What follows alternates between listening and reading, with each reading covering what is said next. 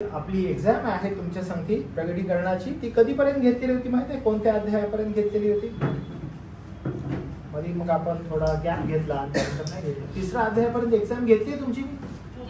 MCQs दुसऱ्या अध्यायापर्यंत घेतली आहे? तिसरा झालाय. ओके, मग चौथा आणि पाचवा मी तुम्हाला एकत्र देईन. ओके, चौथा आणि पाचव्याची एक्झाम मी तुमची एकत्र घेईन आणि मग मी तुम्हाला आज काय करेन, घरी गेलो तर मग मी तुम्हाला नोट्स पाठवेन, कारण मंडेच्या बायबल स्टडीच्या लोकांना नोट्स मिळालेले आहेत ऑनलाईनवाले. आता मी मग ह्याच्या नोट्स तुम्हाला पाठवेन, अभ्यास करा. मागच्या वेळेस जशी एक्झाम घेतलेली होती तशाच प्रकारची MCQs एक्झाम तुमची घेण्यात येईल. ती कधी घेण्यात येईल माहित नाही, पण अचानक तुम्ही आल्यानंतर तुमच्या हातात पेपर दिसतील. ठीक आहे, मग त्याला 1 आठवडा लागेल, 2 आठवडे लागतील, तर तुम्ही तुमचा अभ्यास करा. ठीक आहे, तुम्ही तुमचा अभ्यास करा आणि तुमची MCQ एक्झाम जी आहे ती तुमची घेण्यात येईल. तर तुम्हाला 4 आणि 5 जे आहेत त्याचे नोट्स मी तुम्हाला देईन. 6व्या अध्यायाचे नोट्स मी तुम्हाला 6वा अध्याय झाल्यानंतर. ओके, तर मग आता आपण जाऊया 6व्या अध्यायामध्ये. आपण ज्या ठिकाणी आहोत 3 शिक्के जे आहेत ते जे फोडलेले आहेत आणि 3 शिक्के उघडल्यानंतर काय घटना घडलेल्या आहेत त्या आपण पाहिलेल्या आहेत. आणि आज जो आहे तो आपण जो चौथा शिक्का आहे त्या चौथ्या शिक्क्याकडे आपण जात आहोत. आणि वचन जे आहे ते 7वं आणि 8वं जे आहे ते 7वं आणि 8वं आपण वचन वाचणार आहे. आणि आपण जे पाहत आहोत आपल्याला दिसत आहे की प्रत्येक जो शिक्का फोडण्यात येत आहे किंवा उघडण्यात येत आहे, उघडल्यानंतर शिक्का ते प्रत्येक एकमेकाला इनलाईन आहेत आणि एकमेकाचे प्रभाव एकमेकावर जे होत आहेत ते आपल्याला दिसत आहेत. आणि मग याही शिक्क्यामध्ये जो चौथा शिक्का आहे तो ज्यावेळेस उघडण्यात येतो, म्हणजे इथं वचनात फोडण्यात येतो, तिथं काय घडलेलं आहे बघा. 7वा शिक्का, 7वं वचन सर. त्याने चौथा शिक्का फोडला तेव्हा मी चौथ्या प्राण्याला ये असे म्हणताना ऐकले. मग मी पाहिले तो फिक्का घोडा आणि त्यावर बसलेला एक पुरुष दृष्टीस पडला. त्याचे नाव मृत्यू. त्याचं नाव काय होतं तर मृत्यू. त्याच्या मागून अधोलोक चालला होता. त्यांना तलवारीने, दुष्काळाने, मरणाने व पृथ्वीवरील शापदांकडून माणसांना मारण्याचा अधिकार पृथ्वीच्या चौथ्या भागावर दिला होता. आणि जसा चौथा शिक्का फोडला तर त्यानंतर घडलेल्या ह्या ज्या घटना आहेत त्या आपल्याला या ठिकाणी दिसतात. आणि समोर असणारं जे वचन आहे ते वचन हे आपल्याला त्याच दृष्टिकोनातून समजत आहे. आणि ज्यावेळेस हा शिक्का उघडण्यात आला, उघडल्यानंतर या दर्शनामध्ये, या दृष्टांतामध्ये ज्यावेळेस योहान आहे आणि योहानाला सांगितलं की इकडं वर ये, आणि असं म्हणाल्या येशू ख्रिस्त जो कोकरा आहे तो शिक्का उघडतो आणि चौथा प्राणी, स्वर्गातील जो चौथा प्राणी आहे तो योहानाला असं म्हणतो ये आणि पहा. आणि लगेच योहान जो आहे तो योहानाला चौथा घोडा दिसलेला आहे. आणि जसं मी तुम्हाला मागच्या वेळेस सांगितलेलं होतं की घोडा या ठिकाणी आपल्याला वारंवार दिसत आहे. आणि घोडा आणि घोड्यावरचा स्वार आणि स्वाराला काय सांगितलेलं आहे, जबाबदारी देण्यात आलेली जी आहे ती त्या ठिकाणी आपल्याला दिसते. आणि लगेच चौथा जो घोडा आहे तो त्यावर त्याला बसलेला दिसला आणि त्यावर एक भीषण स्वार होता. भीषण यासाठी त्याचं नावच मृत्यू होतं. समजलं का, की त्याचं नावच काय, त्याचं नावच मृत्यू आहे. आणि मग या ठिकाणी एक महत्वपूर्ण गोष्ट आहे त्याचं नमूद करण्यात आलेलं आहे. आणि जेव्हा त्याने ते पाहिलं, योहानानं ज्यावेळेस पाहिलं त्यावेळेस योहानाला काय दिसलेलं आहे, योहानाला दिसलं की हा जो घोडा आहे प्रत्येक घोड्याचे कलर होते. आणि जेव्हा या पर्टिक्युलरली घोड्याकडे आलं तर याचा कलर जो आहे तो या ठिकाणी आपण जे वचन वाचतो आपल्याला दिसतं की फिक्का घोडा होता. तर असं आपण पाहतो फिक्का घोडा म्हणजे नेमकं काय, तर येथे वापरलेला जो ग्रीक शब्द आहे तो कोलोर्स असा आहे, खोलोर्स. आणि ज्यावेळेस आपण ते पाहतो आपल्याला काय दिसत आहे माहितीये का, की हा जो अर्थ आहे किंवा हा जो शब्द वापरण्यात आलेला आहे हा पिवळट जो आहे, फिक्कट पिवळसर हिरवट रंग. आणि मग या ठिकाणी असं म्हटलंय विशेष करून जर समजा एखादा मृतदेह असतो आणि एखादा मृतदेह जो आहे त्या मृतदेह मेलेला आहे आणि थोडेसे दिवस झाले तर त्या मृतदेहाचा जो कलर असतो तर त्याचा कलर आपण म्हणतो कसा पडला तो, आपण एखाद्या मृतदेहाला काय म्हणतो, कसा पडला मृतदेह तो, पांढरा फिकट. कोण कोण म्हणतात, अजून काय म्हणतात, पांढरा फिकट का असं म्हणतात, निळा पडतो, कधी कधी हिरवा असा वाटतो. तुम्ही ज्यावेळेस बॉडीचे कलर बघता त्यावेळेस बॉडीचा कलर बघितला तुम्हाला असं वाटतं की हा काय, म्हणजे तुम्हाला लगेच सांगते की हा माणूस काही जिवंत नाही बाबा. का बरं, कारण जे तेज, जो कलर आपल्या शरीरावर आहे तो कलर जाऊन तो कसा झाला, फिक्का झालाय. कलर कसा होतो तो मनुष्याचा, फिक्का होतो. जो काय ब्लॅक माणूस आहे त्याचा कलर काय होतो, फिक्का होतो. समजा खूप गोरा माणूस आहे त्याचा पण कलर तो त्याचा ओरिजिनल जो कलर आहे तो जाऊन काय झालेला आहे, तो फिक्का पडलेला आहे. आणि त्यामुळं हा जो घोडा आहे याचा कलरच कसा आहे, याचा कलरच फिक्का आहे. फिक्का यासाठी कारण जे त्याला नाव देण्यात आलेलं आहे तर ते नावच तसं आहे, जो मृतदेहाच्या कुजण्याच्या रंगाशी जुळतो असा कलर त्या घोड्याचा आहे. त्या घोड्याचा कलर कसा आहे, जसे की त्या एखादा मृतदेह मरतो आणि कुजतो तर तसा जो कलर असतो त्या घोड्याचा तसा तो कलर झालेला आहे. हा रंग मृत्यूची भीषणता दर्शवतो. म्हणजे याचा अर्थ काय आहे की त्या घोड्याकडे बघितलं तर एक प्रकारची भीती मनामध्ये निर्माण व्हायला पाहिजे. आणि ज्या घटकेला ह्या घोड्याचं प्रतिचिन्ह योहानाला सांगण्यात येते की योहाना पहा हा घोडा आहे आणि त्या स्वारमध्ये त्याला मृत्यू आहे असं म्हणाल्यानंतर जी धडकी भरायला पाहिजे, जी भीती निर्माण व्हायला पाहिजे ती भीती निर्माण झालेली आपल्याला दिसते. कारण का, जर आपण समजा अध्याय 6 आणि वचन 5 वाचलं तर काही गोष्टी आपल्याला त्या ठिकाणी दिसतात. आणि वचन 5 मध्ये बघा, त्याने तिसरा शिक्का फोडला तेव्हा मी तिसऱ्या प्राण्याला ये असे म्हणताना ऐकले. मग मी पाहिले तो काळा घोडा, त्यावर बसलेला एक पुरुष दृष्टीस पडला.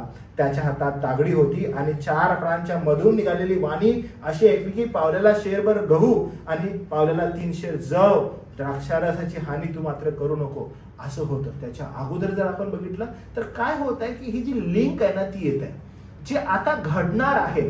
जेव्हा चौथा शिक्का फोडलेला आहे, आता जे घडणार आहे, जे पहिल्या, दुसऱ्या आणि तिसऱ्या शिक्क्यामध्ये झालेला आहे, त्याचा परिणाम जो आहे तो परिणाम चौथ्या शिक्क्यामध्ये येत आहे. कारण चौथा शिक्का काय म्हणताय की तिथं आता काय होणार आहे, पांढरा फिक्क घोडा. का बरं पांढरा फिक्क? आणि त्यावर बसलेला जो एक पुरुष आहे तो पुरुष दृष्टीस पडलेला आहे आणि त्या पुरुषाचं नावच मृत्यू आहे. म्हणजे ज्या घटना घडणार आहेत त्या घटकेमध्ये, शेवटच्या कालखंडामध्ये त्या घटनांची लिंकच अशी आहे की ऍज सून ऍज ह्या गोष्टी घडतील, जर उदयाला या पृथ्वीवर काही येणार आहे तर एकच आहे आणि तो म्हणजे मृत्यू. आणि मग पवित्र शास्त्र आपल्याला या ठिकाणी प्रगटीकरणाचं पुस्तक असं म्हणतं की पृथ्वीच्या 4थ्या भागावर वरील मनुष्य जे आहेत ते मारण्याचा अधिकार त्याला दिलेला आहे. म्हणजे लोक काय होणार आहेत की जेवढी काही संख्या आहे त्या संख्येचे 20% लोक त्या ठिकाणी मरणार आहेत असं आपल्याला दिसतं. घोड्यावर बसलेला जो पुरुष आहे, जो व्यक्ती आहे, त्याचं नाव मृत्यू, डेथ, आणि अधोलोक, हिड्स, म्हणजे मृतांचा निवासस्थान किंवा कबर, तो मृतांच्या मागे चालत होतो. म्हणजे एवढे लोक मरणार आहेत. तुम्हाला भीषणता जर मला सांगायची आहे तर ह्याच्या पुढच्या स्लाइडमध्ये एक भीषणता आहे. कारण आपण त्यावेळेस जन्माला नव्हतो म्हणून आपल्याला ती गोष्ट एवढी माहीत नाहीये. पण जर ही भीषणता तुम्हाला बघायची आहे तर ह्या भीषणतेमध्ये जो मृत्यू, अधोलोक यांना पृथ्वीच्या 1/4 भागावर मृत्यू पसरण्याचा अधिकार मिळालेला आहे. हा आजच्या जगाच्या लोकसंख्येच्या संदर्भात पाहिला तर 1 अब्जहून अधिक लोकांचा मृत्यू होईल. जी भीषणता आहे ती भीषणता जर तुम्हाला समजून घ्यायची आहे, अनेक जण याचा संदर्भ लावतात. जेव्हा 14व्या शतकामध्ये उंदरामुळे जो प्लेग पसरलेला होता, त्या प्लेगाचं प्रमाण एवढं भयानक झालेलं होतं की परमेश्वराचा न्यायच काय असं लोक म्हणू लागले. आणि मग आपण अनेक जण त्या 14व्या शतकामध्ये आलेला जो प्लेग, तुम्ही ऐकलंय का त्या प्लेग विषयी कधी? 14व्या शतकात आलेला प्लेग, तो तुमच्या स्कूलमध्ये वगैरे असेल. तुम्हाला त्याची हिस्ट्री माहिती आहे काय होती? कधी ऐकलेलं आहे त्याची हिस्ट्री? ओके, मी तुम्हाला सांगतोय का काय झालेलं होतं. ही हिस्ट्री आहे, तुम्ही जर असं सर्च केली तुम्हाला समजेल.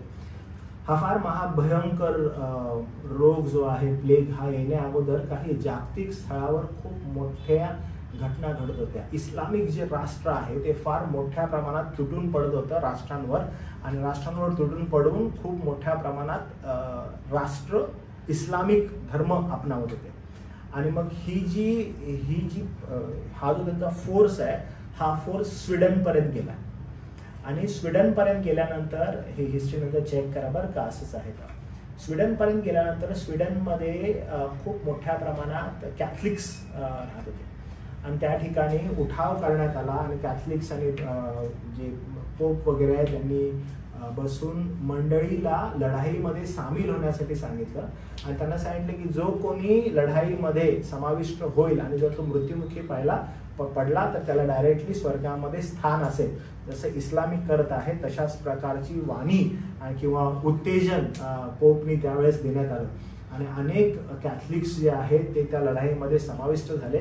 आणि मग असं हिस्ट्री अशी सांगत आहे की त्या कालखंडामध्ये स्वीडनकडे आल्यावर इस्लामिक राष्ट्र त्या ठिकाणी हारले आणि म्हणून स्वीडनपर्यंतचा जो मिडल ईस्ट जो प्रदेश आहे, स्वीडनपर्यंत आल्यानंतर त्याच्या पुढं तुम्हाला इस्लामिक लोक दिसत नाही, पण त्या ठिकाणापर्यंत ते लढाई जी आहे ती कॅथलिक्सनी जिंकली.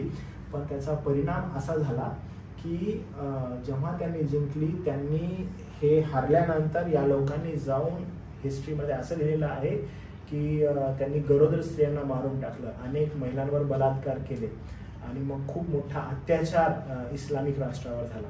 त्याचा परिणाम हा झाला की इस्लामिक राष्ट्र तशाच प्रकारे ह्यांच्याशी बर्ताव करत होतं, म्हणून ह्यांनी टीट फॉर टॅट करायला गेले.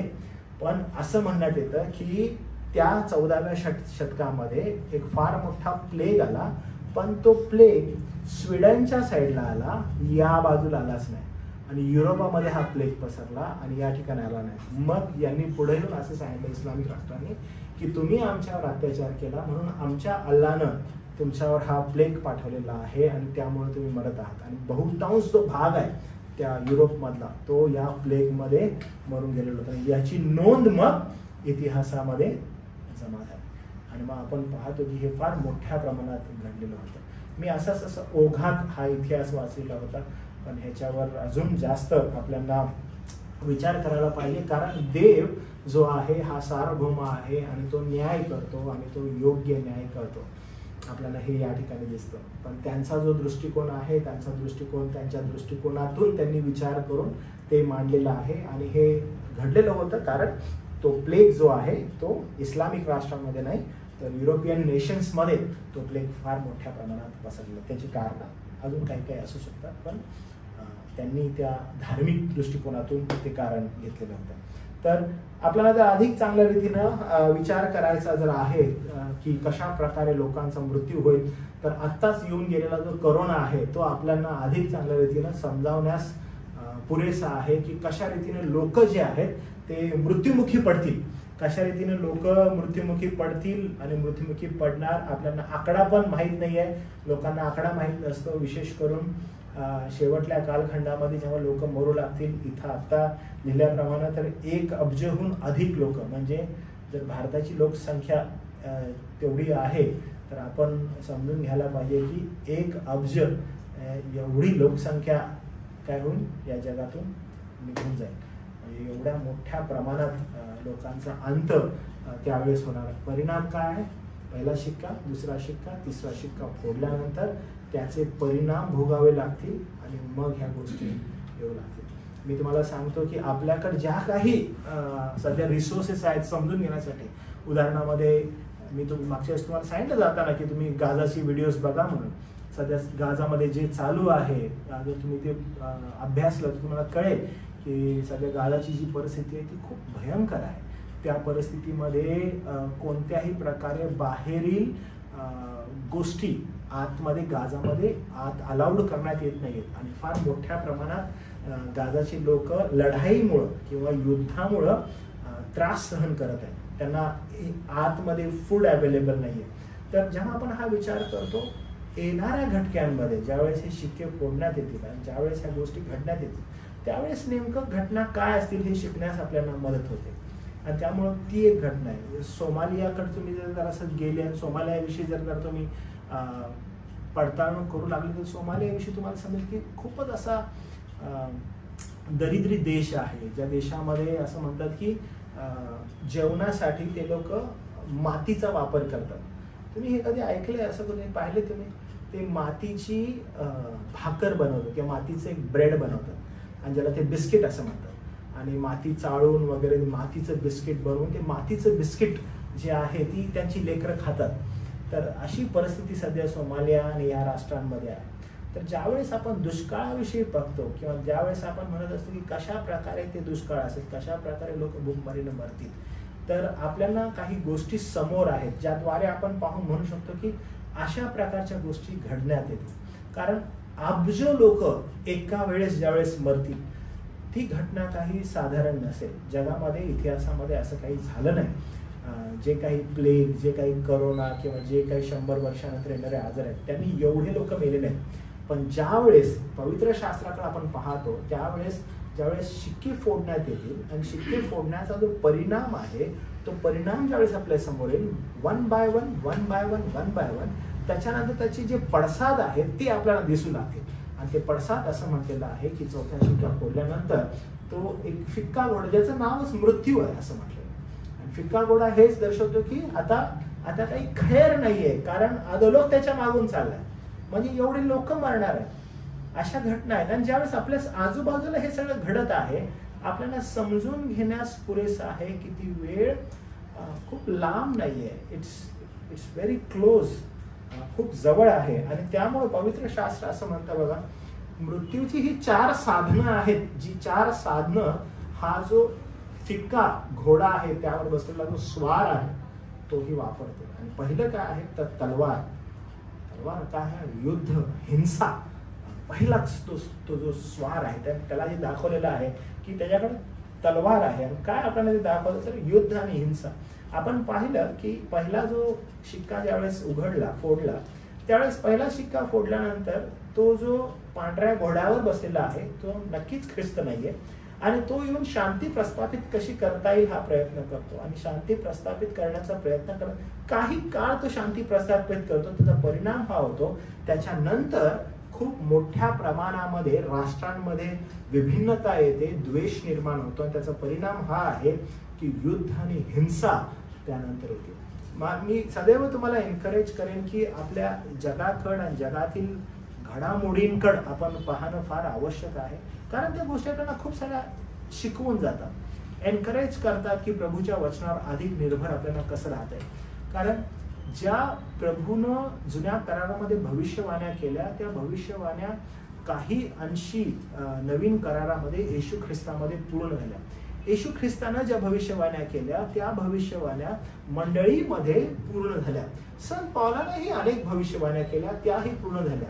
पवित्र शास्त्रातील जुना करार, प्रभू येशू ख्रिस्ताने केलेल्या भविष्यवाण्या, संत पौल प्रेषितांनी केलेल्या भविष्यवाण्या, योहानाने केलेल्या भविष्यवाण्या या युगामध्ये पूर्ण होत आहेत आणि अंत युगामध्ये त्या पूर्ण होणार आहेत शेवटपर्यंत. तर त्यामुळे आपला विश्वास जो आहे तो अधिक चांगल्या रीतीनं पवित्र वचनांवर कसा असावा, पवित्र वचनांवर आपण कोणत्या दृष्टिकोनातून पाहावं यासाठी एनकरेज करतं.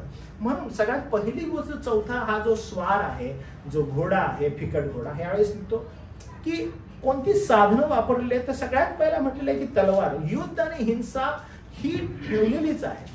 मागच्या वेळेस मी तुम्हाला सांगितलं की कशा रीतीनं सगळ्यात मोठा घाला जर कोणत्या गोष्टीवर येईल तर ती ग्रीनरी असेल. आणि मी मागच्या वेळेस तुम्हाला उदाहरण दिलं की जे ॲटॉमिक बॉम्ब आहेत आणि जे आता राष्ट्रांकडे आहेत, प्रत्येक राष्ट्र स्वतःला एकदम शक्तिशाली म्हणत आहे. आणि मी तुम्हाला सांगितलं की ज्यावेळेस हिरोशिमा आणि नागासाकीवर US-नं ते ॲटॉमिक बॉम्ब टाकलेले होते आणि ते टाकल्यानंतर त्याचं जे प्रमाण आहे त्याच्या प्रमाणाच्या कैक शेकडो अधिक जास्त मोठ्या प्रमाणामध्ये आता जे ॲटॉमिक बॉम्ब आहेत जे राष्ट्रांकडे आहेत ते हिरोशिमा आणि नागासाकीमध्ये टाकलेल्या बॉम्बपेक्षा कैक शेकडो पटीनं अधिक प्रभावशाली आहेत. आणि त्याचा परिणाम जो त्या कालखंडामध्ये टाकलेला होता तो टाकलेला बॉम्बचा परिणाम जपानवर असा काही झाला की तिथं हिरवळ उगवणं कैक वर्ष झालं नव्हतं. तर येणाऱ्या दिवसांमध्ये जेव्हा आपण तिसऱ्या शिक्क्याकडे गेलो आणि तिसरा शिक्का आपण पाहिला त्याच्यामध्ये सगळ्यात मोठा जो घाला आहे तो मोठा घाला ग्रीनरीवर असणार आहे. आणि त्याच्यामुळं ज्या किमती आहेत, ज्या गोष्टी आहेत त्या मिळणं फार कठीण होणार आहे. त्याचा परिणाम मनुष्यावर होणार आहे. आणि मग आपण पाहतो की खाली आल्यानंतर तलवार म्हणाल्या युद्ध आणि हिंसा याद्वारे लोकांचा अंत होणार आहे. आणि मरणार किती आहेत? आजच्या जनसंख्येच्या तुलनेमध्ये अब्जूंपेक्षा जास्त. आणि हे एकाच वेळेस होणार आहे. दुसरं असं म्हटलेलं आहे की फेमाईन, उपासमार, दुष्काळाचा हा प्रभाव आहे. अन्नामुळं लोक मरू लागतील आणि कुपोषण आणि खूप मोठ्या प्रमाणात अन्नाचा तुटवडा आपल्याला आढळेल.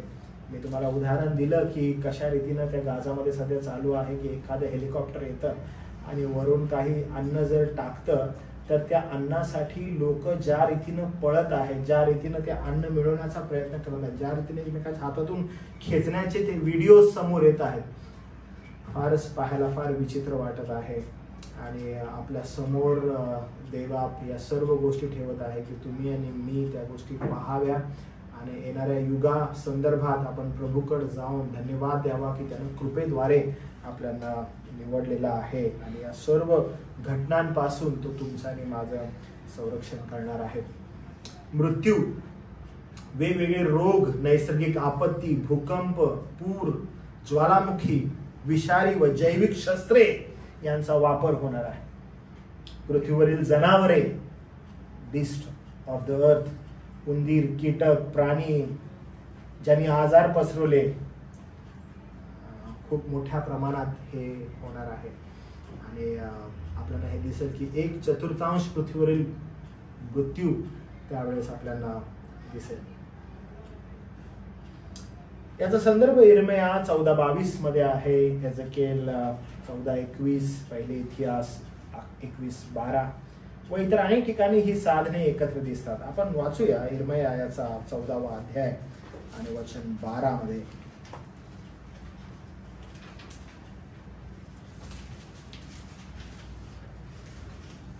ते उपोषण करतील तेव्हा मी त्यांचे आरोळी ऐकणार नाही. ते होमार्पण व अन्नार्पण आणतील पण मी ती स्वीकारणार नाही. मी तलवारीने, दुष्काळी व मरीने त्यांचा संहार करीन. लोकांसंदर्भात तो ती गोष्ट म्हणत आहे. एझेकिएल याचा 14वा अध्याय आणि 21वा वचन पुन्हा एकदा त्याच संदर्भात प्रभूच्या न्यायासंदर्भात बोलत आहे. त्या ठिकाणी लिहिलेलं आहे की मी त्या देशावर मरी पाठवली आणि त्यातून मनुष्य व पशु यांचा उच्छेद करण्यासाठी रक्ताच्या रूपाने माझ्या संतापाचा वर्षाव केला. आणि प्रभुदेवा न्याय नक्की करणार आहे आणि ते न्यायाचे प्रसंग एकत्रित आपल्याला दिसतात. प्रभू ज्या ज्या वेळेस कधी न्याय करतो, न्याय करत असताना तो याच दृष्टिकोनातून, मरी, तलवार, युद्ध याच दृष्टिकोनातून तो काय करतो, न्याय करतो. आणि इतिहास, पहिले इतिहास 21:12 मध्येही आणि इतर अनेक ठिकाणी आपण पाहतो की प्रभू याच कॉन्सेप्टनी न्याय करतो. आणि न्यायाची त्याची जी पद्धत आहे, मरी पाठवतो, युद्ध पाठवतो आणि मग लोकांचा संहार तो करतो. इतिहास सांगतो की युद्धांपेक्षा जास्त लोकांचा मृत्यू रोगामुळे झाला. आणि इतिहास आपल्याला सांगतो, करोनानं आताच तुम्हाला आणि मला दाखवून दिलं. आपण असंच काही जनरेशन आहे की आपण सगळंच बघणार आणि ह्या जगामध्ये आपण पाहिलं की किती मोठ्या प्रमाणात करोनानं माणूस मरू शकतो. म्हणजे आता जर विचार केला की जगामध्ये असं कधी काय होईल का की सगळं स्तब्ध होईल, कोणच बाहेर जाणार नाही आणि लोक रोडवर अजिबात नसतील, असं कधी घडेल का? आणि आपण ते पाहिलं की हो, घडू शकतं. कारण एखाद्या रोगानं माणूस मरू लागला तर त्या मरणाचं प्रमाण किती असेल आणि किती मोठ्या प्रमाणात माणूस मरेल ते आपण पाहिलं.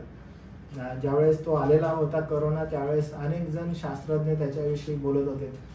आणि मग एका शास्त्रज्ञाच्या मुखातून मी ऐकलं, जेव्हा त्याची इंटरव्ह्यू चालू होती, तो असं म्हणाला की हा जो करोना आहे, हा करोना जगातील सगळे हे जे करोनाचे जंतू आहेत, हे जर एकत्रित केले करोनाचे जंतू तर ते 1 टीस्पून पण नसतील. म्हणजे 1 टीस्पून जो असतो, ते टीस्पून मध्ये पण ते करोनाचे जंतू मावणार नाहीत जर जगामध्ये सगळे हे करोनाचे जंतू एकत्र केले तर. म्हणजे एवढं विचित्र घटना देशामध्ये, राष्ट्रांमध्ये घडलेली होती, ती आपण पाहिली. लोकांचे मृत्यू आपण पाहिले. आणि म्हणून ब्लॅक डेथ ज्याला म्हणतात, 14व्या शतकातील उंदरामुळे पसरलेला जो प्लेग आहे, या प्लेग मध्ये युरोपमधील जवळजवळ 25% लोकसंख्या नष्ट झाली. 25% लोकसंख्या युरोपमधली त्यावेळेस नष्ट झालेली. आणि मॅड काऊ डिसीज याला, हा पण आजार आहे ज्यामुळं पशु मरतात आणि प्राणी त्यामुळं मरतात. आणि आपण पाहतो की युद्धांपेक्षा जास्त लोक जर कशात मरत आहेत तर ते रोगांमुळे मरतात असं आपण दिसतं. अनेक राजकारणी लोक पुढे येऊन या कोरोनाच्या काळामध्ये सांगत होते की कोरोनामध्ये रोज किती मरतात, तर ते म्हणते की आमच्या इकडे एवढे मरतात. जेव्हा ती कमी संख्या होती, 4 मरत होते, 5 मरत होते, तर ते राजकारणी म्हणाले एवढे तर रोज आमच्या ऍक्सिडेंटमध्ये मरतात. तर हे काय घेऊन बसलेलं आहात. नंतर ज्यावेळेस लोकसंख्या वाढू लागली मरणाची, त्यावेळेस लोक घाबरू लागले. मरणाचा आकडा ज्यावेळेस वाढू लागला त्यावेळेस लोक अजून भ्याले. आणि मग आपल्याला दिसतं की यामुळं लोकांनी डिस्टन्सिंग करायला सुरू केली. पण आपल्याला या सर्वांमध्ये काय दिसतं? या सर्वांमध्ये आपल्याला परमेश्वराचा न्याय दिसतो. हे सर्व विनाश केवळ मानवाच्या पापाचे परिणाम नसून परमेश्वराच्या क्रोधाचा न्याय आहे असं आपल्याला दिसतं. की परमेश्वर एक योग्य समयाला त्याचा क्रोध जो आहे तो प्रदर्शित करणार आहे. दरवेळेस आपण या संदर्भात डिस्कशन करतो. आपण दरवेळेस मी येऊन तुम्हाला सांगत असतो की परमेश्वर देवबाप हा ॲट्रिब्यूट्सनी गुणविशेष गोष्टींनी भरलेला आहे आणि त्याची जी गुणविशेष आहे ते गुणविशेष तो प्रगट करतो. हा जो कालखंड आहे या कालखंडामध्ये परमेश्वराच्या क्रोधाचा न्याय जो आहे तो आपल्याला दिसणार आहे. त्याचं हे गुण वैशिष्ट्य जे आहे ते आपल्याला दिसणार आहे. आणि ते कुणा संदर्भात आहे तर जग आणि जगातल्या सर्व जे परमेश्वराला न अवज्ञा करणारे जे लोक आहेत त्यांच्या संदर्भात आपल्याला दिसणार आहे. पण तत्पूर्वी आपण पाहतो की तो मंडळीचं संरक्षण करणार आहे आणि मंडळीला तो स्वतःकडे घेणार आहे. आणि त्याच्यानंतर मग आपल्याला दिसतं की फार मोठ्या प्रमाणात परमेश्वराचा न्याय, परमेश्वराचा क्रोध तो ह्या जगावर येणार आहे. आणि त्याच्यामध्ये हा चौथा शिक्का जो आहे तो फार मोठ्या प्रमाणामध्ये आपल्याला एक इशारा करत आहे की पाप, युद्ध, उपासमार, रोग, नैसर्गिकच्या मारक शक्ती यांचा एकत्रित परिणाम हे सर्व भविष्य काळात अधिक तीव्रतेने घडणार आहे. अधिक तीव्रतेने हे होणार आहे.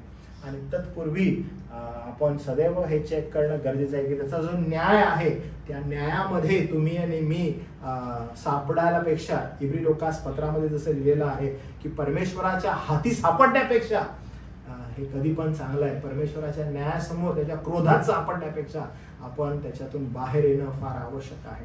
आणि देवापाला आपण धन्यवाद देऊ कारण निष्कर्ष यातून हा निघत आहे की फिकट घोडा आणि मृत्यू हा दृश्य आपल्याला दाखवतो की पृथ्वीवरील न्याय हे गंभीर, निश्चित, सार्वत्रिक आहे. परंतु हा न्याय आपल्याला हृदयाला परमेश्वराकडे वळवण्यासाठी आहे. कारण अजूनही तारणाचा दरवाजा उघडा आहे आणि प्रभुदेवबाप त्याच्या लोकांचं तारण करतच आहे.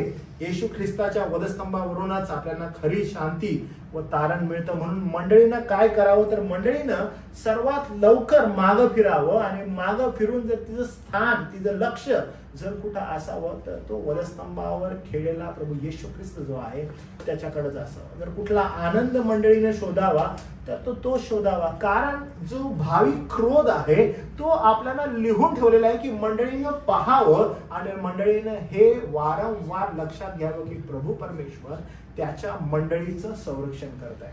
तुम्हाला आठवतं की ज्या वेळेस आपण ह्याची सुरुवात केली प्रगटीकरणाच्या पुस्तकाची आणि केल्यानंतर आपलं इंट्रोडक्शन होतं. कुणाकुणाला आठवतं बरं? आपण इंट्रोडक्शन मध्ये एक गोष्ट वारंवार सांगत होतो आणि बोलत होतो मंडळी संदर्भात. तर तुम्हाला आठवतं काय होतं मंडळी संदर्भात काय होतं आपलं इंट्रोडक्शन प्रगटीकरणाच्या पुस्तकाचं? कोण सांगेल मला? नाही, इंट्रोडक्शन म्हणत आहे हे मधलं काढलं आपण. बरोबर, प्रगटीकरण हे पुस्तक कोणासाठी? मंडळीसाठी. का बरं मंडळीसाठी? आपण अभ्यास केल्यावर काय समजलं की त्या ठिकाणी प्रभू परमेश्वर देवा प्रभू येशू ख्रिस्ताद्वारे ज्यावेळेस दर्शन देतो योहानाला, त्यावेळेस योहानाला दर्शन देऊन तो सांगत आहे की आत्मा मंडळाच काय सांगतो? तो म्हणतो की हे पहा, कुणाला लिही बरं हे? म्हणतो 7 मंडळ्या. Did you get it? काय म्हणतो? 7 मंडळ पर्टिक्युलरली. का बरं? तर आपण अभ्यास केला. तुम्हाला आठवतं काय होतं की प्रत्येक मंडळीला तो सांगत होतं की पहा मंडळी तू काय करतायस, पहा तुझं कसं आहे, पहा तुझं कसं आहे. प्रत्येक मंडळीला सांगत आहे. आणि त्याची पार्श्वभूमी का होती बरं? का बरं मंडळीला तो सांगत होता? काय परिस्थिती होती त्या कालखंडामध्ये, ऐतिहासिक स्वरूपामध्ये काय घडत होतं म्हणून मंडळीला हा संदेश दिला?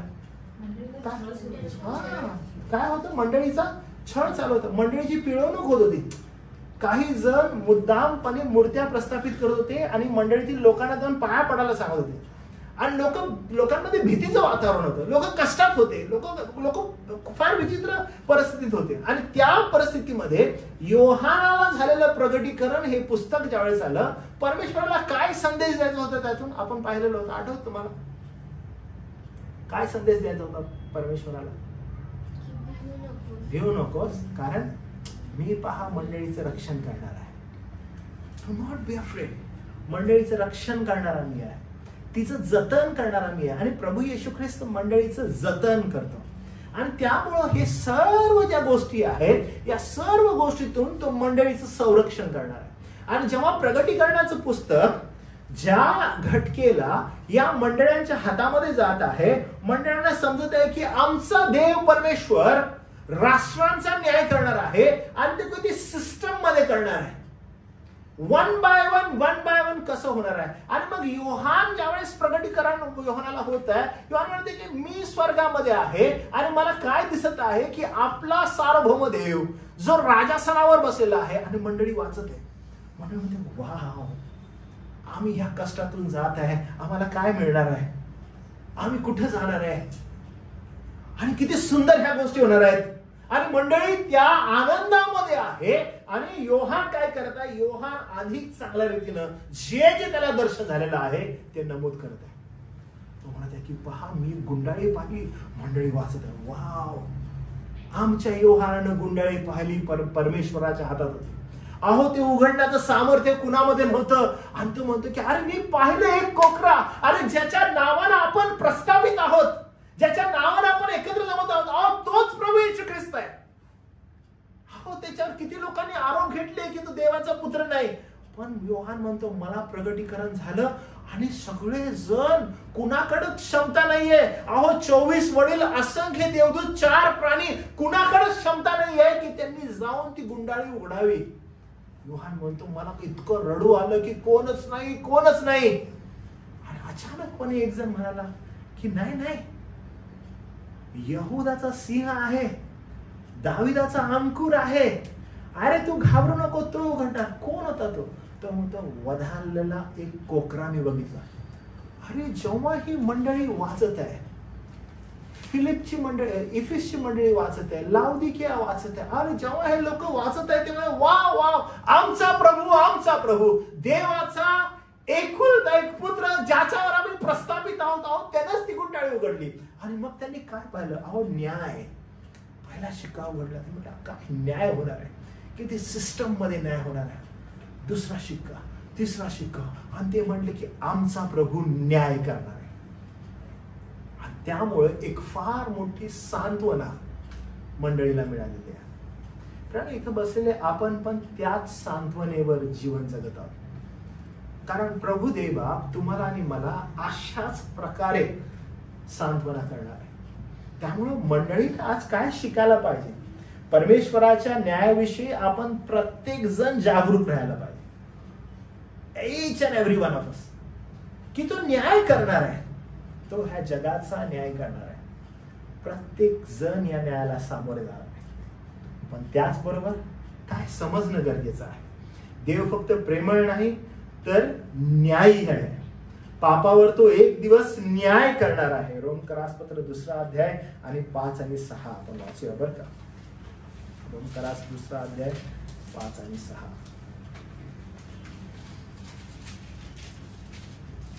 आपला हट्ट व पश्चातापहीन अंतकरण यास अनुरूप तू जो क्रोधाचा देवाचा यथार्थ न्याय प्रगट होण्याचा दिवस, त्या दिवसाचा क्रोध आपणासाठी साठवून ठेवतोस, तो प्रत्येकाला ज्याच्या त्याच्या कर्माप्रमाणे फळ देईल. हे कुणा संदर्भात आहे, जे लोक परमेश्वराच्या यथार्थ दैवत्वाला नाकारत आहेत. आणि इथं जो लिहिलेला न्याय आहे, जो 4था शिक्का ज्यावेळेस उघडण्यात येतो, तो न्याय त्याच लोकांच्या संदर्भात आहे. आणि त्यामुळे आज मंडळीनं काय करायचं आहे, मंडळीनं सदैव येशू ख्रिस्ताच्या वधस्तंभावर आपला एकमेव जो आश्रय आहे त्याच्यामध्ये दृढ राहायचं आहे. आपला एकमेव आश्रय, आपलं एकमेव श्रद्धास्थान जर काही आहे तर तो प्रभू येशू ख्रिस्त आहे. मंडळी फार इम्पॉर्टंट आहे की ज्या घटकेला प्रगटीकरणाचं पुस्तक या अद्भुत विश्वासणाऱ्यांच्या हातात पडलेलं होतं, त्यांना फार मोठी सांत्वना मिळालेली की ज्या प्रभू येशू ख्रिस्तामध्ये आम्ही आहोत, ज्या प्रभू येशू ख्रिस्त ज्यानं आमचं तारण केलेलं आहे आणि त्यानं मंडळी प्रस्थापित केलेले, त्या मंडळीचे आम्ही लोक आहोत. आमचा प्रभू न्याय करणार आहे. आम्ही ज्या मार्गावर आहोत आमचा प्रभू न्याय करणार आहे आणि आम्ही आनंदित आहोत कारण तो आमचं जतन करणार आहे. आणि या विश्वासानं, या आनंदामध्ये ही मंडळी पुढे होती, नाहीतर या मंडळीचा अतोनात छळ होत होता. एक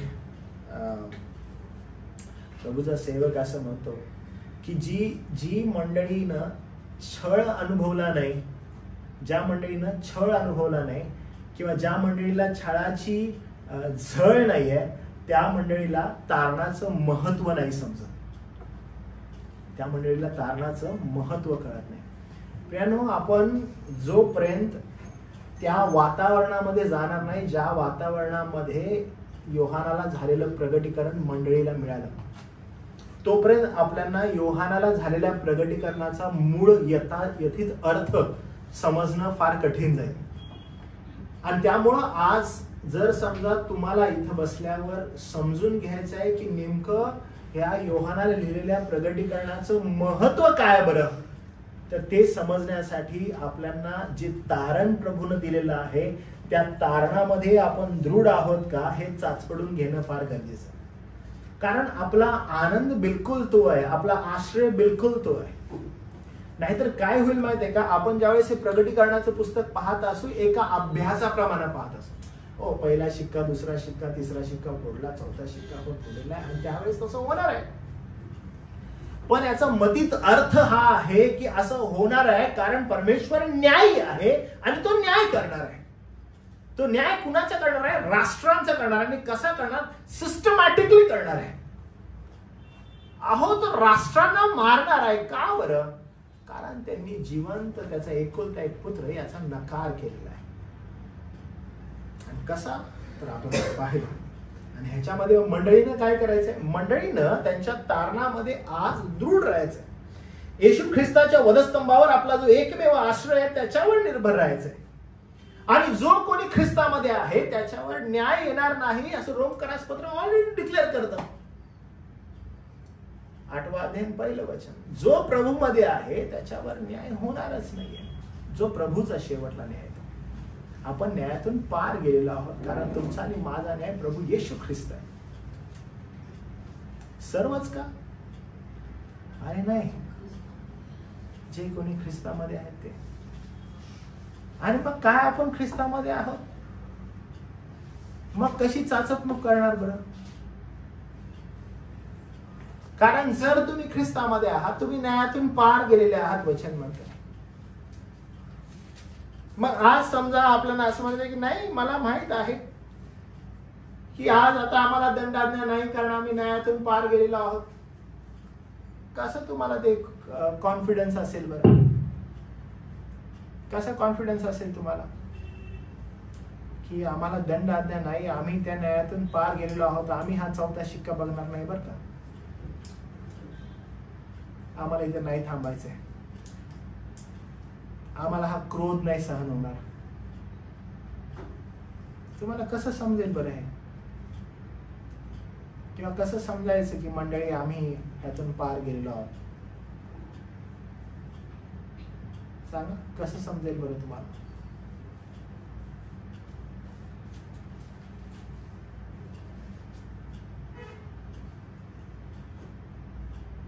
का फक्त असं म्हणून नाही नाही मला माहिती आहे माझं अंतःकरण?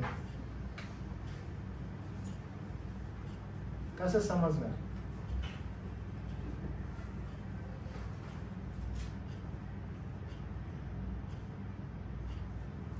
खूपच शांतता दिसते मला.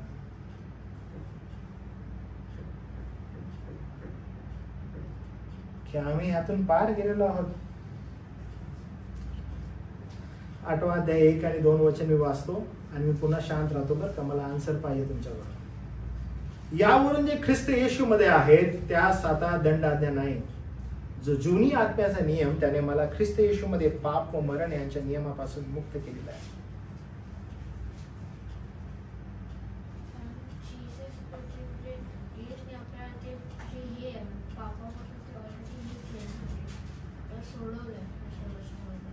बरोबर. मग काय बोलतात की आपल्याला त्यांनी परत राईस केलं. बरोबर बरोबर. मग आपण त्याच्यामधून पार गेलो. मी तेच म्हणत आहे. बरोबर, आपण पार गेलो, आपला विश्वास आहे की आपण पार गेलो. पण एव्हिडन्स काय तुमच्याकडे की कोण? जसं की रोमकरास पत्र 8 मध्ये आणि पहिल्या वचनाचं ते ध्येयाप्रमाणे नाही तर आत्म्याप्रमाणे चाला. म्हणजे कसं तेच विचारत आहे मी. म्हणजे कोण लोक आहेत आणि कसे चालतात ते, कसं तुम्ही एव्हिडन्स करणार ते की आम्हाला नाही बाबा जायचं त्याचा उद्या शिक्षकाकडे, आम्हाला नाही बाबा ते करायचं. मग कसे एव्हिडन्स आहे तुमच्याकडे, कोणता एव्हिडन्स आहे की यू आर सेव्ड आणि तुम्हाला आता दंडाज्ञा नाहीये? कारण we are chosen by God. त्यांनी आपलं salvation केलं आहे. आपण मंडळीचा भाग आहोत. बरोबर आहे, तू म्हणतोस बरोबर आहे. मी तेच म्हणते की एव्हिडन्स काय, तू काय म्हणते मंडळीचा भाग आहोत म्हणून. अहंकाराने पडताळून पाहिलं पाहिजे. पवित्र जीवन जगणं. आपण वचनात आपण शरीराने चालतो की आत्म्याने चालतो. हा, आपल्या बिहाफ क्राइस्ट म्हणजे जे आपल्यावर दंडात्मक होणार होती ती आता येशूवरती झाली. बरोबर. मग आता आपण जसं तो आपल्यासाठी जगला तर आपण त्याच्यासाठी जगतोय का? चेक करायला पाहिजे. आपण त्याच्यासारखं बनण्याचा प्रयत्न करतोय. मग तुम्हाला असं वाटतं का की सगळेच जणच ह्यातून गेलेत जे मंडळीमध्ये असतील ते? नाही. नाही. म्हणून मग मला तुम्हाला मुद्दाम म्हणजे थोडंसं या ठिकाणी थांबून विचार करायला लावायचं आहे. कारण ना आपण ज्यावेळेस हे शिकतो आपल्याला असं वाटतं की आम्ही त्यातून पार गेलो आणि आपण खूप रिलॅक्स होतो. पण हे जी वचनं आहे ती वचनं रिलॅक्स होण्यासाठी नाही आहेत. तुम्हाला मी पुन्हा सांगतो, हे रिलॅक्स कोण झाले माहिती आहे का, की जे लोक लिटरली ह्या छळाला सामोरे जात होते आणि ह्यांना खूप त्रास होत होता. ईच डे हे लोक मरत होते इन द सेन्स त्यांना मुनगट पकडून, मान पकडून त्यांना मूर्तींना पाया पडायला लावायचे. त्यांना ते करायची इच्छा नसायची, त्यांना फार त्रास होत असायचा, त्यांना वेदना होत असायच्या, पण ह्यांना हे करायला लावायचे. आणि अशा ह्या भयंकर परिस्थितीमध्ये ज्या वेळेस योहानाचं प्रगटीकरण त्यांच्याकडे आलं, त्याने एक फार मोठा आनंद मिळाला की ख्रिस्ताने आमच्यासाठी जे रक्त सांडलं, आम्हाला जे वेगळं केलं, ती किती अद्भुत रीतीनं आमचा प्रवेश स्वर्गाच्या राज्यात होणार आहे. कारण आम्ही अजून विश्वासामध्ये खंबीर आहोत आणि आम्ही ढळलो नाही. तर अशी कोणती परिस्थिती कदाचित तुमच्यावर नाही आलेली आहे आणि माझ्यावर कधी आलेली नाही आहे. त्यामुळे आपण काय करतो, आपण खूप रिलॅक्स होतो आणि आपण वारंवार असं म्हणतो की न्यायाच्या प्रसंगात आम्ही पार झालेलो आहे, आमच्यावर काही दंडाज्ञा नाही, कारण ख्रिस्ताने ऑलरेडी आमचा सगळा दंड स्वतःवर घेतलेला आहे. मग आम्ही थोडंसं रिलॅक्स व्हायला लागतो. आम्ही रिलॅक्स होऊन काय करायला लागतो, आमच्या दैहिक क्षमतेवर विश्वास ठेवायला लागतो आणि आमचा कल जो आहे तो आत्मिक गोष्टींपेक्षा दैहिक गोष्टींकडे अधिक व्हायला लागतो. मी तुम्हाला सांगू काय याचा अर्थ, तारण होऊन पण न झालेले लोक आहोत, कारण तारण माझं झालेलं आहे असं मी घोषित केलेलं आहे, ख्रिस्तान नाही केलंय. आणि त्यामुळं माझं तारण झालेलं आहे हे घोषितपणा मी केलेला आहे आणि मी जगत आहे. माझ्या दृष्टिकोनातून आध्यात्मिकतेची एक पावती मी तयार केलेली आहे आणि ती पावती तयार केलेली मी वाटत आहे. पण आध्यात्मिकतेची जी पावती आहे ती देवाच्या वचनाने द्यायला पाहिजे आपल्याला.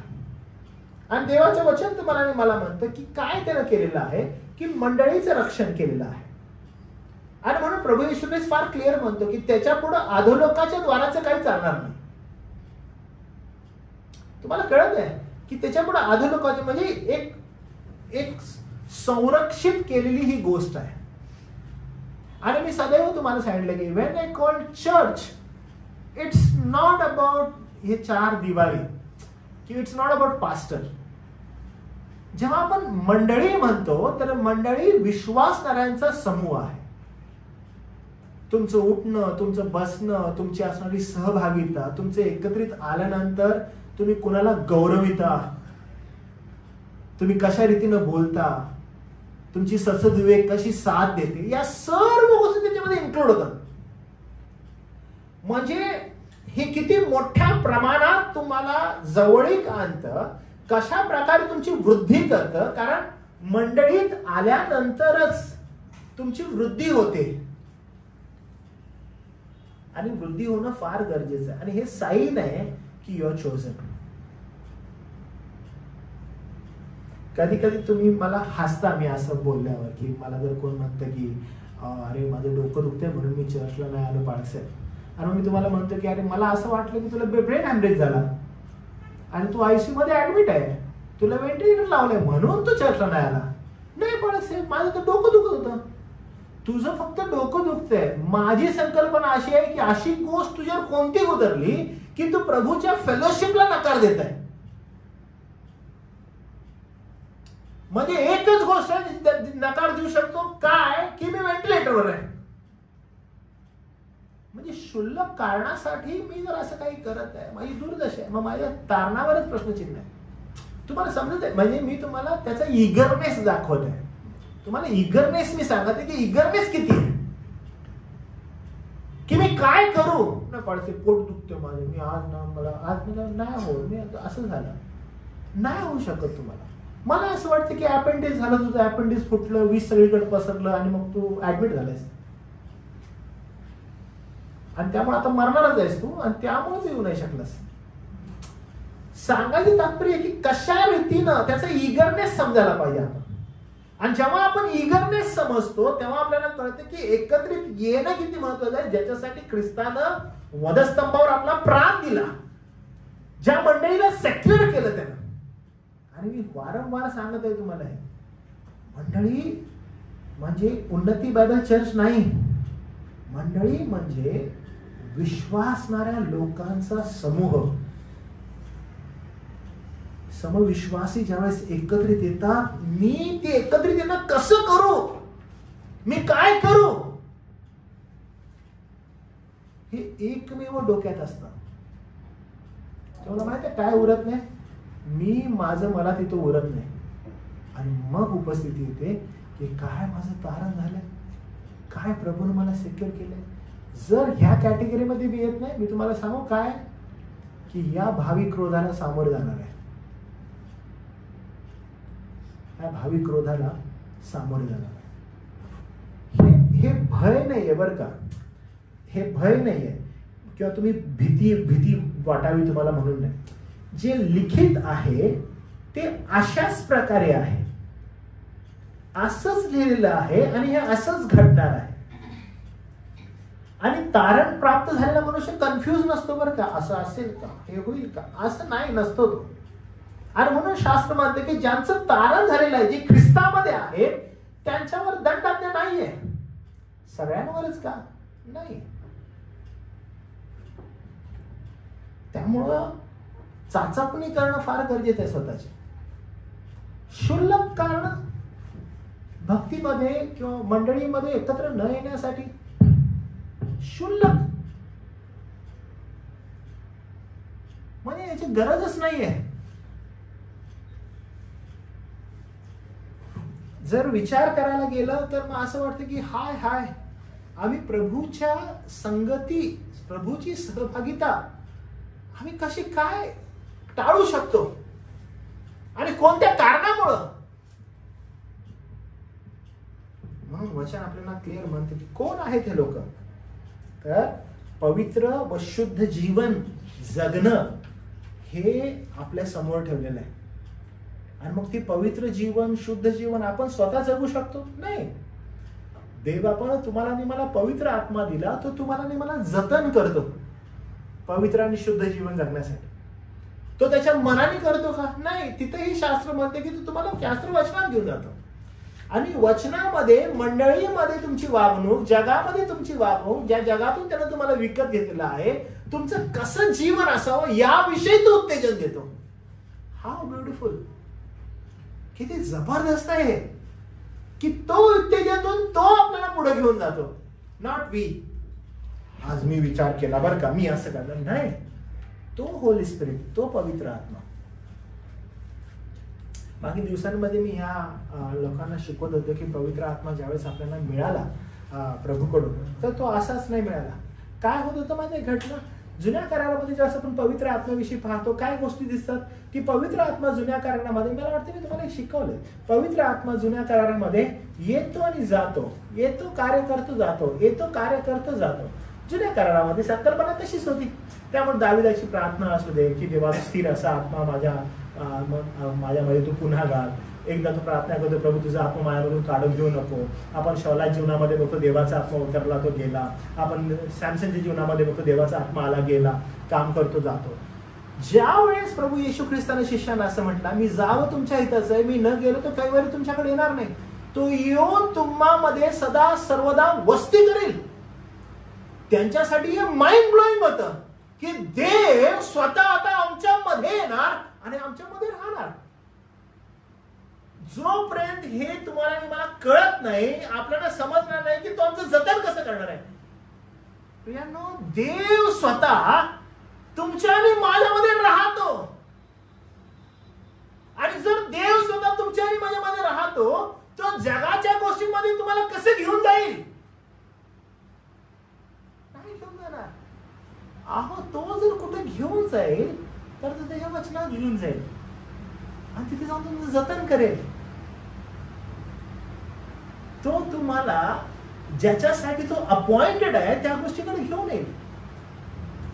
तुम्ही जर विचार केला तुम्हाला समजेल, प्रभू येशू ख्रिस्त जाताना म्हणाला की नाही, मी माझ्या मंडळीची स्थापना करेन, तिच्या पुढे अधोलोकाच्या द्वाराचं काही चालणार नाही, मी त्यांचं. हे कोण करणार आहे? प्रभू येशू ख्रिस्त म्हणतो, मी जाव हिताचं, मी न गेले काही वेळी तुमच्याकडे येणार नाही. जे माझं आहे त्यातून घेऊन तो तुम्हाला सांगेल, तुम्हाला सत्यात घेऊन जाईल, सत्य तुम्हाला पवित्र करेल. पवित्र काय? माझं वचन. अहो, हेच आहे की पवित्र जीवन जगणं. पवित्र आत्म्यानं उत्तेजन दिल्यानंतर त्याच्या वचनामध्ये स्थिर स्थावर होऊन त्याला जसं हवं आहे तसा तो तुम्हाला आणि मला मोल्ड करतो. मी म्हटलं ना की आम्हाकडे दंड आज्ञा नाही, आमच्याकडे दंड आज्ञा नाही, पण चेक करा स्वतःला की are we in this process? की देवाचा आत्मा जो तुमच्या आणि माझ्यामध्ये आहे, तो देवाचा आत्मा तुम्हाला आणि मला देहाच्या गोष्टींमध्ये, जगाच्या गोष्टींमध्ये घेऊन जाऊन मार्गदर्शन करेल का? कसं काय करेल तो? तो नाही करणार. आणि म्हणून पॉल फार क्लिअरली एक शब्द म्हणतो, जे आत्मिक आहेत ते सर्व गोष्टी पारखतात, कारण देवाचा आत्मा त्यांच्यामध्ये वास करतो. आणि ते आत्मिक आहे, आध्यात्मिक दृष्टिकोनातून विचार करतात, कारण त्याच्यामध्ये आत्मा आहे. तुमच्यामध्ये जर देवाचा आत्मा आहे तर तुमच्यामध्ये देवाचा आत्मा असणार. हे लोक तुम्ही देहाचे कसे होऊ शकता? तर जे काही देवानं अपॉइंट केलेलं आहे, जे काही देवाने योजलेलं आहे, तिकडे तुमचा ओढा असतो. तुमचा ओढा कुठे आहे?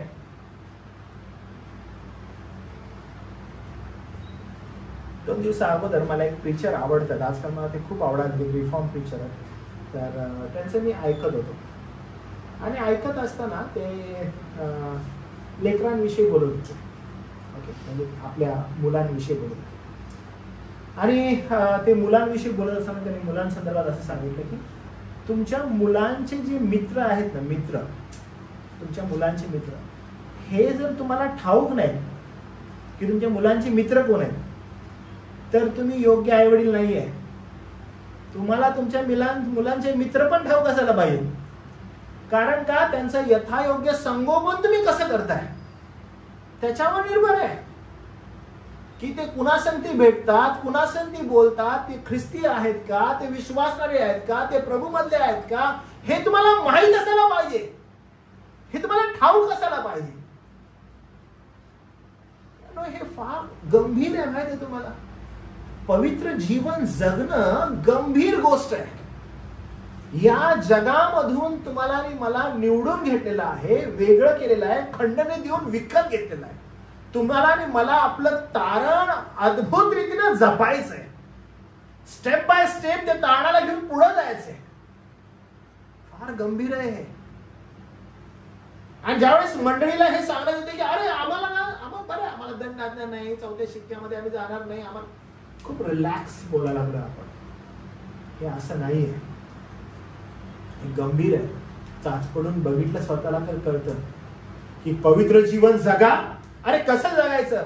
न्यायाच्या भयावह घटनामुळे आपल्याला सतर्क पवित्र जीवन जगण्याची प्रेरणा मिळायला हवी आहे.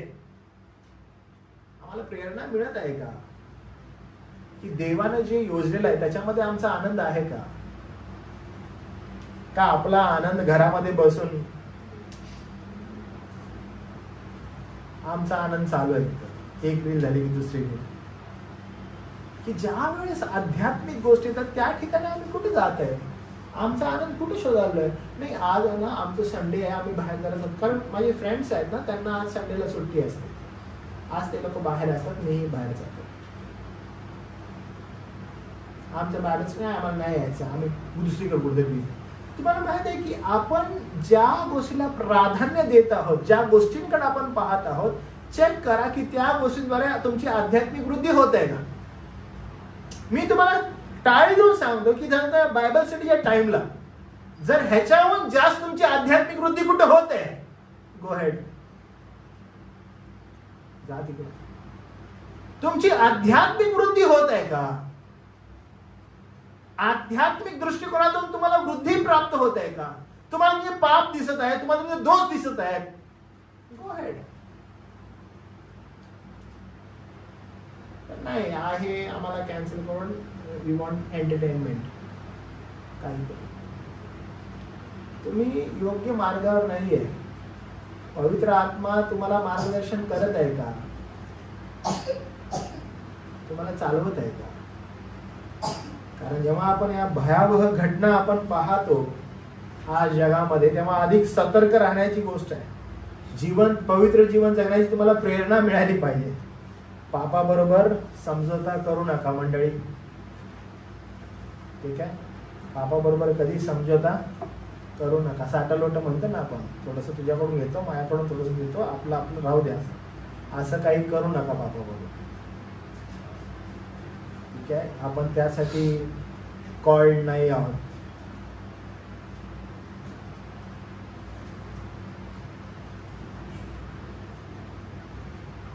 स्वर्गीय राज्यामध्ये ज्यावेळेस गौरवानं प्रभू येईल आणि त्यामध्ये जर समजा मला उन्नती बायबल चर्चचे लोक दिसतील तर खूप आनंद होईल बघा. आणि ती इच्छा आहे, ती प्रार्थना आहे.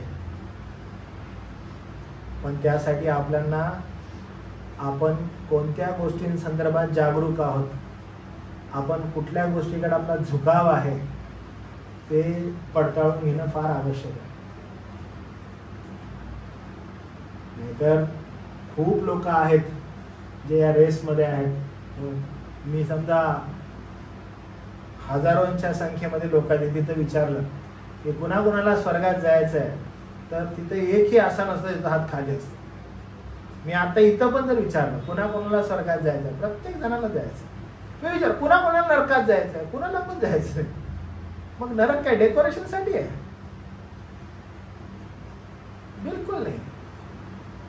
मी तुम्हाला सांगू, पण तुम्ही तुमची चाचपणूक करणं फार गरजेचं आहे. स्वतःच्या जीवनाची फार आवश्यक आहे की या जीवनामध्ये प्रभूनं नेमून दिलेल्या ज्या गोष्टी आहेत, प्रभूनं आम्हाला लावून दिलेल्या ज्या गोष्टी आहेत, त्या संदर्भात आम्ही काय विचार करत आहोत, त्या संदर्भात आमचा झुकाव आहे का, आणि ती चाचपणूक करणं फार गरजेचं आहे. म्हणून आध्यात्मिक गोष्टीने डावलून पापाशी समझोता करू नका. कारण जिथं तुमचा आध्यात्मिक उन्नती नाहीये अशा ठिकाणी आपला वेळ वाया घालवू नका. प्रत्येक वेळेस तुम्ही त्या गोष्टीचा विचार करा की काय इथं माझी आध्यात्मिक उन्नती होत आहे का. It may be some church, कुठलं मंडळी असेल, पण परत तिथे विचार करा की काय इथं माझी आध्यात्मिक उन्नती होत आहे का. काय इथं मला माझे दोष दिसत आहेत, काय इथं मला सद्बोध होत आहे, काय मला सुधारणूक होत आहे. चेक करा. कारण प्रभूची इच्छा आहे की तुम्ही पूर्ण असाल, अपूर्ण नसावं. म्हणून पूर्णत्व तिथे तुम्हाला प्राप्त होते का त्याच्याविषयी विचार करा. कदाचित तुम्हाला असं वाटत असेल की मी एखाद्या मिटिंगला जातो, ख्रिस्तीच तर मिटिंग आहे, एंटरटेन होऊन येतो. तुमचा प्रत्येक वेळ, तुमची प्रत्येक संगती याविषयी विचार करा की where you are spending your time. फार आवश्यक आहे. कोणतरी फॉरेन वरून येतो एक व्यक्ती आणि त्याला आपल्या लहान लेकरांना योग्य संगती पाहिजे, समविश्वासी लोकांची, म्हणून तो भाषेची चिंता नाही करत, पण तो शोधून आपल्या मंडळीत येतो आणि आपली भक्ती करतो प्रभूची. तर तुम्ही विचार करा की किती गंभीर आहे. आपण किती गंभीर होणं गरजेचं आहे. राहू दे ना, इथं नाही गेलो तिकडे जातो या रविवारी चर्चला, तिकडे जातो. तिथं पण जात असताना मी पुन्हा एकदा एक्स्ट्रीम तुम्हाला सांगत आहे, जर मी एखाद्या मंडळीविषयी बोलत आहे की जी एखादी ख्रिस्ताच्या नावात एकत्रित आहे, तिथं तुमची आध्यात्मिक उन्नती होत नाही, तर तुम्ही विचार करा, तुम्ही तुमचा वेळ ज्या वेळेस तुम्हाला बंधू वर्गांमध्ये एकत्रित यायचं आहे, जर तुम्ही बाहेर मी फिरायला चाललोय, बाहेर मी लोकांमध्ये चाललोय, बाहेर मी पाहुण्यांकडे जात आहे, इकडे जर तुम्ही तो वेळ अशा गोष्टींमध्ये टाकलाय जिथे तुमची उन्नती होत नाहीये, तर ते तर किती भयानक आहे.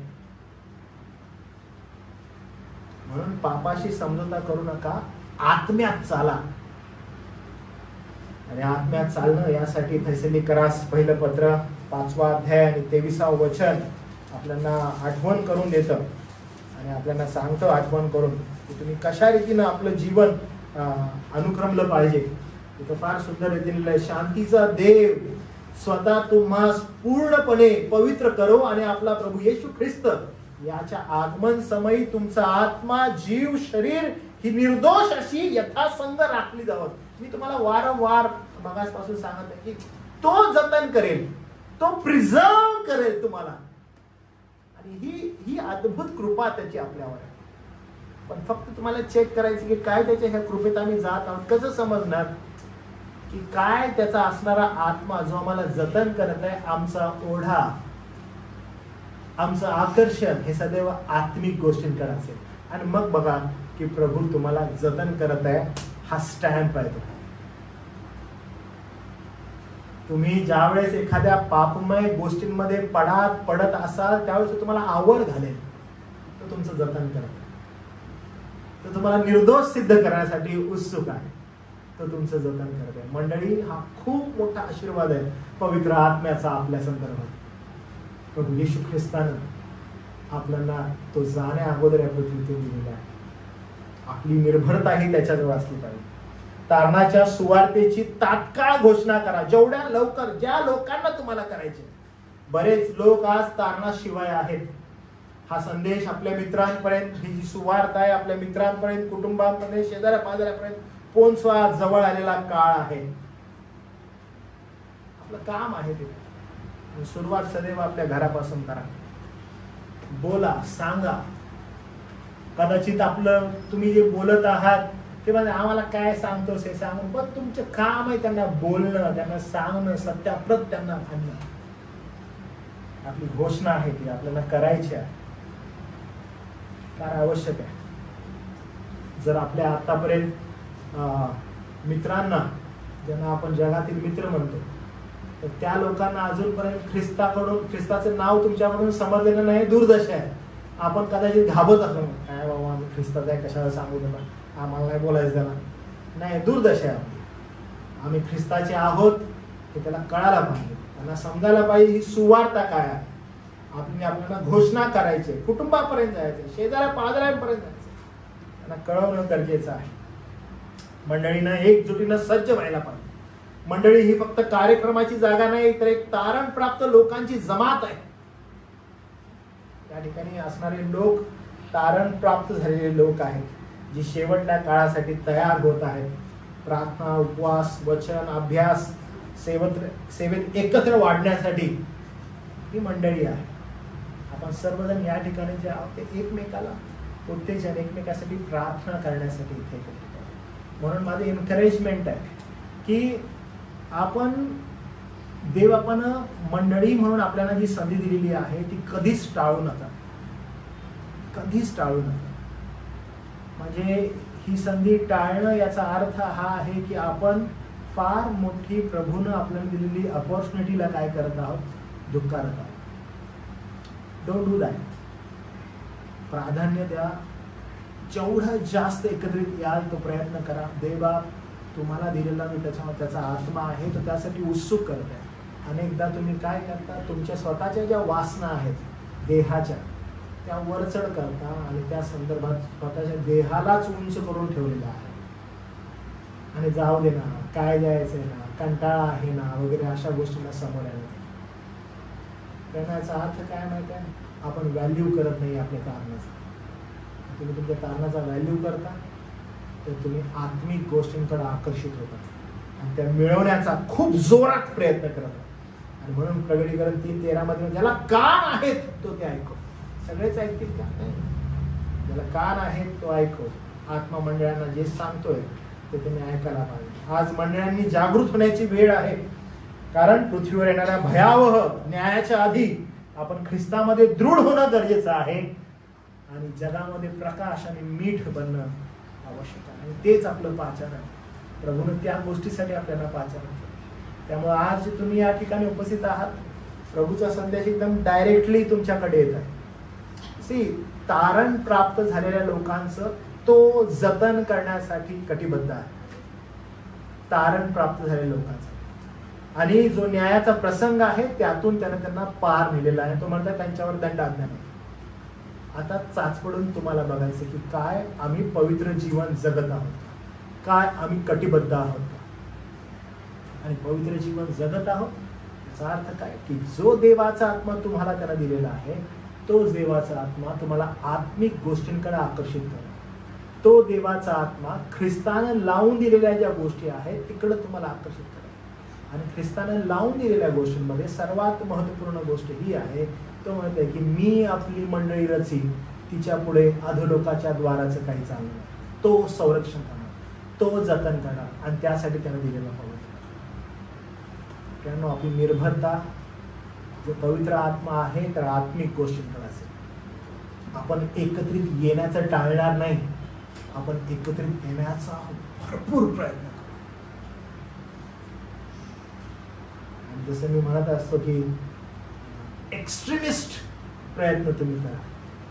कोणत्याही अडीअडचणी, कोणत्याही गोष्टी यांना पार जाऊन तुम्ही करा.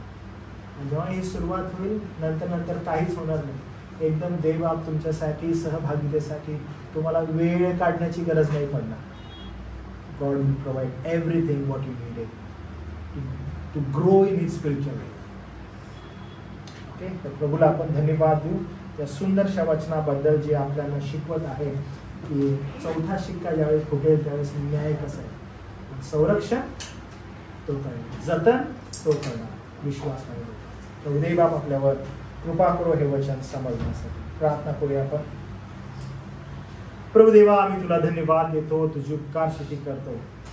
आज प्रभुदेवा पुन्हा एकदा तुझ्या वचनाद्वारे तू आमची भेट घेतलीस आणि एनकरेज केलंस प्रभू आम्हाला की आज पुन्हा एकदा आम्हाला चेक करण्याची गरज आहे की आमच्या आध्यात्मिक जीवनामध्ये ख्रिस्तानं स्वतःचं शरीर आणि रक्त देऊन, प्रभू खंडणी देऊन मंडळीला विकत घेतलेलं आहे. तिचं तो जतन करत आहे, तिचं संरक्षण करणार. आणि जे प्रभूमध्ये आहेत त्यांना दंडाज्ञा नाही.